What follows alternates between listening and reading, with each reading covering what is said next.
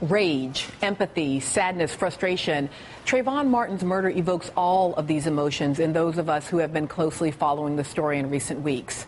Those of us who love black men, who know them as our fathers and sons and nephews, partners, students, teachers, husbands and friends. We know their humor, their intelligence, their snark, their swagger, their dreams for themselves, their families, and our communities. When we see Trayvon, we see them. And we also have a weary recognition of the familiar territory of violence and death perpetrated against black men. When we hear Trayvon's screams, we are reminded that we have been here before. Starting nearly 500 years ago, when 2 million Africans died, were killed, or committed suicide during the transatlantic slave trade. 2 out of 3 is the estimated number of men who embarked on that voyage from the west coast of Africa. Between the years 1882 and 1951, 3,437 black people were lynched in the United States, most of them black men. Fewer than 1% of lynch mob participants were ever brought to justice.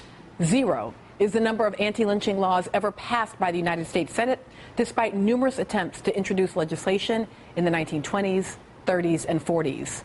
105 is the number of years it took for the Senate to apologize for its failure to act when the first anti-lynching law was proposed. 2005 is when that finally happened, when the U.S. Senate approved Resolution 39. 18 is the number of white defendants executed for the murder of black victims in the U.S. since 1976.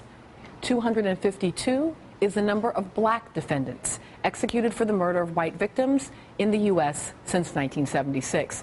It's a number not likely included on the CDC's list of leading causes of death for black males between the ages of 15 and 34, where the most unforgettable number of all is 1.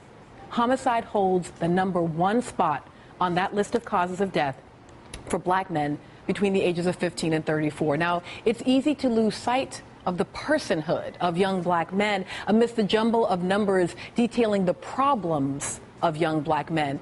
But in the summer of 1955, the entire nation bore witness thanks to one devastated mother who offered up her personal and private grief for public and political scrutiny and launched a movement.